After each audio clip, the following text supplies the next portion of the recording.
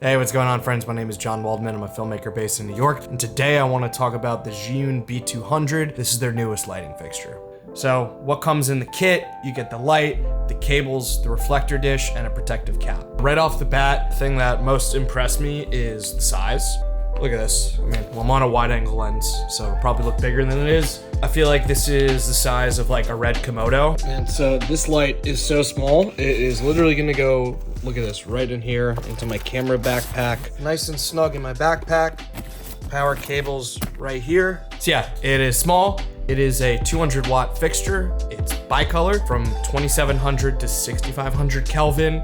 It's a really nice design. When I looked at it, I'm like, damn, that's a pretty light. It's a good looking fixture. It's super sleek. I feel like Zhiyun's been making some nice, sleek looking lights. Also, I should probably disclaim that Zhiyun did send me this unit to review. I get to keep the light. They're not paying me, but yeah, I just thought you should know that. Another thing, the ZY Vega app. I've used different apps from different lighting companies, and honestly, I really like this app a lot. For me going forward, I need apps for all my lights. For any professional setting, I personally need an app, and so far the ZY app has been great for me. Another thing, talking about its size, the only thing besides the light that you need is a power cable. There's no ballast, and there's not even like a clunky sort of thing. It's just a cable. So let me plug this in. Sorry, I feel like I'm totally rambling here. Striking. Way too bright. I love this also, you know, when you're on set, you wanna quickly A/B something, which basically means turn it on, turn it off. Let's, you know, kind of give it a try. You can see that before and after. This is a really nice app, pairs great with this light, and also I believe this Molus B series, I believe there's fixtures at 100, 200, 300, and 500 watts. You could get a light based on your needs, but I'm genuinely impressed with how much of a pop I'm getting out of such a small fixture. I put it side by side to my Nanlite 300B Mark I. While I think the 300B had a wider spread of light, from my naked eye, and again, I didn't do any testing, I didn't have a light meter or anything, but from what I saw, the output is pretty similar, and that 300B has like a big clunky ballast, albeit you could put V-mounts on those, and it's a Bowens mount, so I could put any of my Bowens mount modifiers onto this light that I already own. That's just a couple reasons right off the bat that this has been a really nice addition to my kit.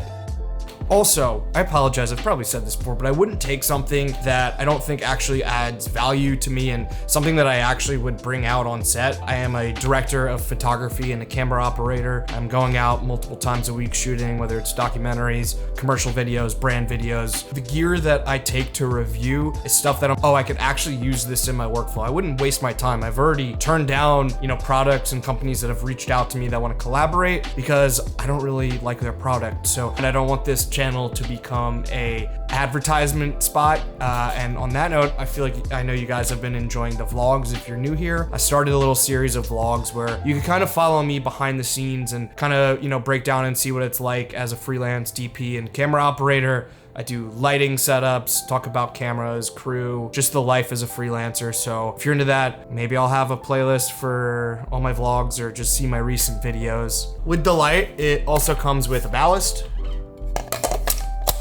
So the build quality is nice. Also, the dials are pretty sleek. They're plastic, which again, I mean, this is a pretty affordable light, which 359 bucks. I mean, damn, I think that's a really nice buy. And if I was getting into lighting and I wanted a Bowens mount option, this would be definitely something I'd consider. There's a USB-C input right here. They have remotes for this series of lights that you can plug into this. And essentially, then you'd be able to get all your dials, but on a little remote that's not on top of the unit. I'm not gonna buy that because I think the app is great, but just wanted to let you know that that is an option. But another thing I like is this fan. The unit is super quiet. Let me turn it up.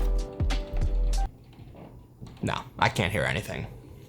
So this light and the Molus series in general, it seems like what they're trying to do is make smaller fixtures but still give you that output. The general theme is less is more, so I really do appreciate that because, you know, when you're working every single day loading up cars, honestly having gear that is on the smaller side but that doesn't compromise, you know, let's say for lighting output or bicolorness, whatever it may be, that's always appreciated because, yeah, you need space in your car.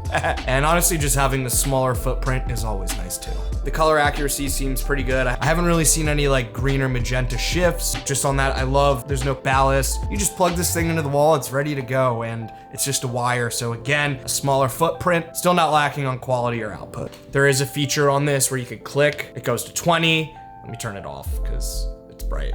But you could also do it goes like 20, 40, 60. Yeah, you could do the same with color temp, 2700, 32, 43, 55, 65. So that's nice as opposed to just having to boom, boom, boom, boom, boom, boom, boom. I really appreciate all these details that were thought out. It's kind of a vibe, right? Oh, build quality, one clamp situation. I do really like and appreciate. Easy to boom, boom. I believe there's also a little umbrella holder over here. I don't use that. And the clamp seems pretty solid. It's a small screw, but overall, like, again, this is a budget light and I still think you get a lot for it. As long as you take good care of it, I can't imagine this is gonna break or anything, but time will tell, and I will, I'm gonna start using this in my workflow, and I'll probably talk more about it in my vlog. So subscribe if you haven't already. We're almost at 2,000, but maybe by the time I post this, we're at 2,000 subscribers. So if we are, thank you guys, I love you. I honestly think anyone from the content creator to the professional cinematographer to the wedding filmmaker, whatever you're doing, I think this could have a home in everyone's kit. So that's the one thing I want to see is if we turn this on and off, does it keep the same settings? It does. I really like that. That's a good feature. Okay, so we got the light going through this, 2 layers of diffusion and the grid cloth right here. I'm gonna show you guys what it looks like. All right, 100%, 3100. No light.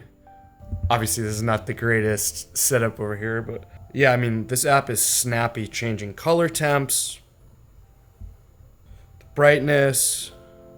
Yeah, I don't know. Even a 200 watt fixture, I feel like I have more than enough exposure on my face, which is great. Yeah, you could totally use this for a key light. As you see here, I'll just tell you my settings. I'm on a Sony FX3. So at the low base ISO, f2.8 at 1/48 shutter, we have light, and the light is good. Not bad for 200 watts and 360 bucks.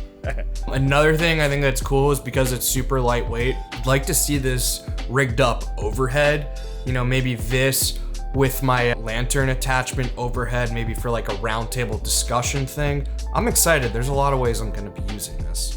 All right, a couple of things I don't like. I mean, I talked about it before, but the plastic build, again, it's nice, and again, it's cheap, but I do wonder how this is gonna work out over time. Another thing, so far this has worked with most of my modifiers. It works great with my Fresnel, my lantern, and also my light dome. So I did try my 5-foot aperture softbox, which is pretty big and kind of heavy. Too big and heavy for this. Honestly, not the end of the world, but just keep note that I wouldn't mount any super heavy modifiers on this. And again, it's all about your use case and what you're actually using this for. In my kit, personally, this is not my key light. My key light is an Nlight 720B that is much brighter and beefier. All right, so one thing to note, I'm about to do a quick test shot with the aperture light dome on and kind of just test this out as a key.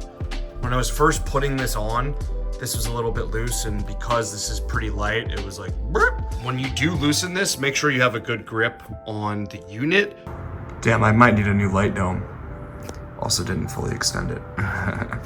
Another thing, there is no battery mount, nothing. Some of my lighting fixtures have a ballast, which has the option for V-mount.